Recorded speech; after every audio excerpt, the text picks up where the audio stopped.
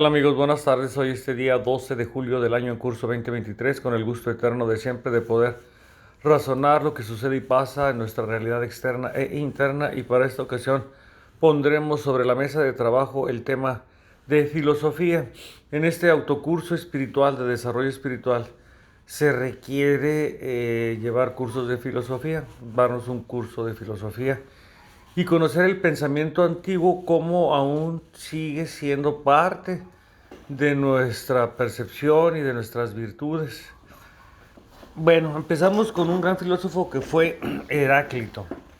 Es uno de los filósofos más influyentes de la Grecia antigua y sus ideas eran diferentes y únicas en su tiempo. Su filosofía se centraba en la idea del cambio constante en el mundo, y esa filosofía lo llevó a ser conocido como el filósofo del cambio. Como dijera la frase célebre, no, la única constante en esta realidad de Matrix es el cambio. Continuamos aún teniendo esas máximas o frases que aún continuamos diciendo o sintetizando este concepto filosófico.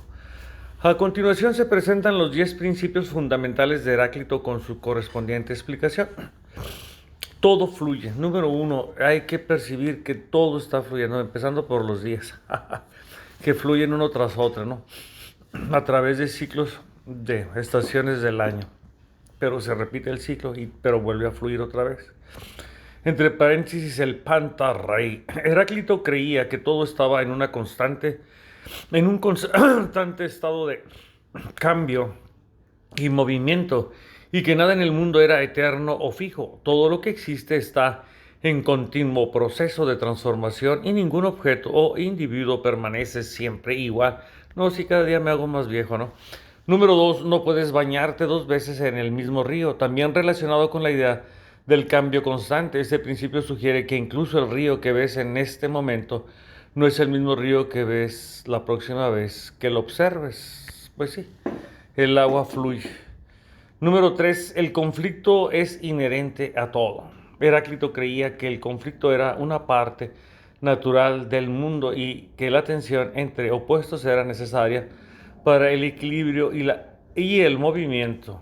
Él creía que todo siempre estaba en tensión y que esta tensión era necesaria para crear un cambio. Bueno, aquí más que nada lo que está él diciendo es lo que después se entendió como la ley de polaridad, cuando la realidad se empieza a polarizar, ya sea en pensamientos, en energía, en fuerzas, se polariza. Y al final de cuentas, a través de la ley de la termodinámica, todo tiende a tranquilizarse y calmarse.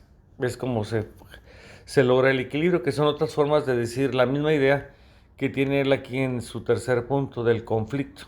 Es como el caos y el orden, ¿no? O sea, el caos siempre se va a manifestar, pero nosotros siempre vamos a tender al orden. Y en esta lucha vivimos, que de repente nos salimos del orden y otra vez entramos al caos, y obviamente no queremos permanecer en el caos, generamos el orden, el nuevo orden, new order. Bueno, el número 4 es: la vida es como un juego de dados.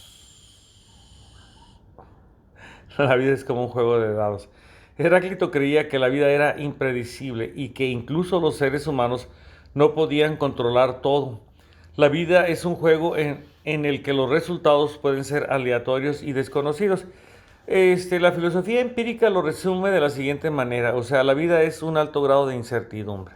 Punto. El número 5 dice: todo tiene un opuesto. Heráclito creía que todos los conceptos tenían un opuesto y que este opuesto era necesario para equilibrar las cosas. La luz necesita oscuridad, el bien necesita el mal. Definitivamente es la dualidad de nuestra realidad. O sea, necesito dos piernas para caminar, necesito dos brazos para abrazarte, necesito dos ojos para ver, necesito dos orejas para oír, dos fosas nasales, y requiero dos orificios, una entrada y una salida, ¿no? Bueno, nada más podemos hablar de la boca, la salida ya sabe dónde está. Número 6. Todo está conectado. Heráclito creía que todo en el mundo estaba conectado entre sí, que todo influenciaba a todo lo demás. En otras palabras, incluso las cosas más dispares están conectadas de alguna manera. El número 6 prácticamente de aquí se piratearon la teoría del caos, ¿no? Número 7. El carácter de los hombres es su destino. Heráclito sostenía que la personalidad y las elecciones de una persona determinan su destino. Los individuos tienen la capacidad de moldear su propio destino y las elecciones que hagan determinarán su futuro. Sí, o sea, en esto lo que dice en la ley de causa y efecto es que nosotros somos la causa de todos los efectos que nos toca vivir, ¿no? Número 8. Nadie puede cruzar el mismo río dos veces. Este principio se relaciona con la idea de que todo cambia constantemente y sugiere que incluso si un individuo pudiera volver a un lugar que visitó antes, el lugar sería diferente. Bueno, en el número 8 hace énfasis sobre que todo está cambiando, o sea, nada es estático. Número 9. El fuego es la sustancia fundamental del universo. El fuego lo vamos a cambiar por la energía para que rime, porque de alguna manera el término no existía en aquel tiempo, pero él tenía la idea. La energía es la sustancia fundamental del universo. Heráclito creía que la sustancia fundamental del universo era la energía, que es una forma de energía, bueno, aquí estaba, que es una forma de energía en constante cambio. Entonces sería la vibración, es la sustancia fundamental del universo, ¿no? Heráclito creía que la sustancia fundamental del universo era la vibración, que es una forma de energía en constante cambio. El fuego representa la vida y el cambio constante. Número 10. Debemos aceptar el cambio y vivir en armonía con él. Por último, Heráclito creía que debíamos aceptar el cambio constante y adaptarnos a él, en lugar de resistir los cambios naturales del mundo. Debemos aprender a vivir en armonía con ellos y aceptarlos como parte de la vida. Pues sí, firmamos energéticamente que estamos de acuerdo con este pensamiento y esta forma de ver y entender la vida. Heráclito fue una influencia significativa en el desarrollo de la filosofía occidental y varios filósofos posteriores se inspiraron en sus ideas y les desarrollaron aún más. Algunos de estos filósofos incluyen Parménides. Parménides fue un filósofo griego anterior a Heráclito, pero sus ideas contrastaban directamente con las de Heráclito. Mientras que Heráclito enfatizaba el cambio y la fluidez, Parménides sostenía que el ser era inmutable y eterno.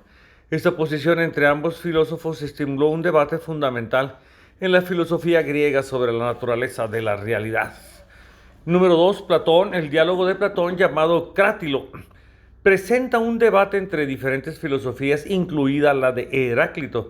Aunque Platón no estaba de acuerdo con todas las ideas de Heráclito, la consideraba un precursor del pensamiento dialéctico y una influencia para su teoría de las ideas o formas. Número 3.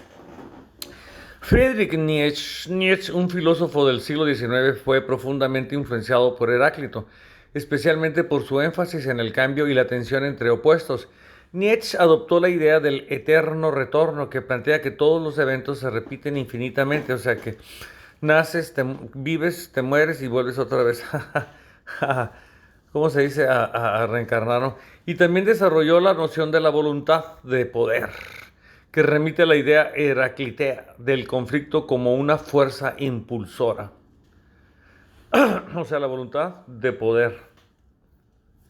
Y esa idea, pues así es como la entendemos, ¿no? ¿Qué es la voluntad? Pues es un poder que tenemos y que hay que activarlo. Número 4. Martin Heidegger. Heidegger, un filósofo del siglo XX, interpretó y analizó extensamente el pensamiento de Heráclito en su obra Heráclito, la lucha del ser. Para Heidegger, la filosofía de Heráclito representa una lucha constante por descubrir la verdad y comprender el ser en su propio devenir. Estos son solo algunos ejemplos de filósofos que fueron influenciados por las ideas de Heráclito y que utilizaron sus conceptos como base para desarrollar sus propias filosofías. La influencia de Heráclito en la historia de la filosofía es vasta y ha dejado una huella profunda en el pensamiento occidental. Heráclito, con su énfasis en el cambio constante y la lucha constante entre opuestos, ofrece una perspectiva que fomenta el pensamiento crítico. Al cuestionar cualquier verdad fija, cualquiera verdad fija, en cualquier tiempo de la humanidad, y enfatizar la necesidad de llegar a la verdad a través del análisis y la reflexión. Heráclito muestra que la verdad no es algo fijo, sino más bien que se encuentra a través de un proceso continuo de investigación y análisis. Además, su idea de que el conflicto es inherente a todo y que los opuestos son esenciales para el equilibrio fomenta un pensamiento crítico que acoge la tensión entre diferentes perspectivas y argumentos como mecanismo de avance y progreso. Este enfoque de pensamiento crítico fue continuado y desarrollado por filósofos posteriores como Pirrín y Sexto Empírico. Pirrín, por ejemplo, destacó la importancia de cuestionar y examinar las creencias existentes y los prejuicios para llegar a la verdad objetiva. En sus obras, habla de la necesidad de utilizar la razón y la observación para evaluar las afirmaciones y las supuestas verdades que se presentan. Sexto Empírico, por su parte, adoptó una postura escéptica sobre la posibilidad de obtener verdades absolutas y sugirió que la investigación continúa y el análisis crítico son la única forma de llegar a verdades provisionales. Su posición escéptica se basa en la influencia heráclitea y en su obra filosófica Contra los dogmáticos. Esto sí ya caliente, diría López. Sí, es contra los dogmáticos. Todo pensamiento dogmático automáticamente es rechazado por cualquier filósofo, o sea, de esta línea de que lo primero que busca es tener un pensamiento libre de toda dogma, precisamente. O sea, contra los dogmáticos. Sexto Empírico argumenta que las ideas fijas y las supuestas verdades absolutas deben ser cuestionadas y sometidas a prueba críticas para poder determinar su validez. En resumen, la perspectiva de Heráclito, con su enfoque en el cambio constante, la tensión entre opuestos y la búsqueda continua de la verdad, sienta las bases para un pensamiento crítico y riguroso que guía a filósofos posteriores como Pirrín y Sexto Empírico. Su influencia sobre el pensamiento crítico destaca la importancia de la reflexión constante y la evaluación sistemática de las creencias y afirmaciones para llegar a una mejor comprensión de la sociedad, el mundo y nosotros mismos. Pues ¿cuántos minutos van? Oye, ya van 12 minutos, ¿no?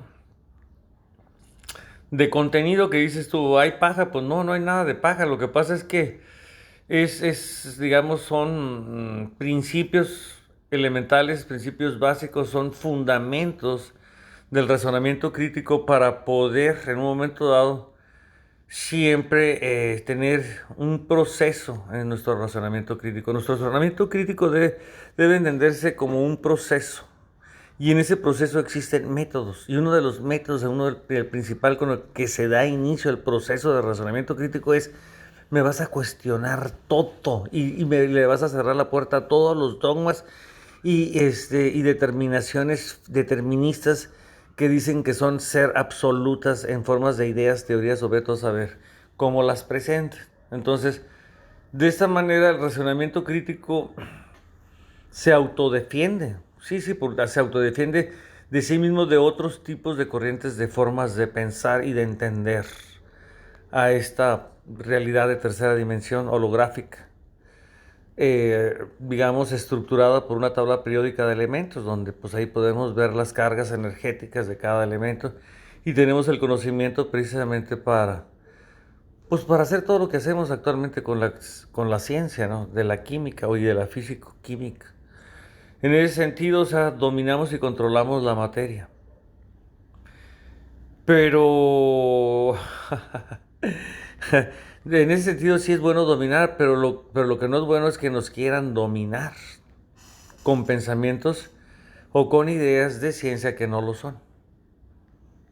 Entonces es muy importante que nuestro razonamiento crítico entienda el pensamiento filosófico y las corrientes filosóficas de los fundamentos y principios en los que se estructuraba toda una corriente filosófica de entendimiento de la existencia y de la realidad. Ahí está una dualidad, o sea, existo y existe una realidad, un contexto, y hay una interacción dentro de ese contexto que existe la naturaleza y la humanidad a la que pertenezco.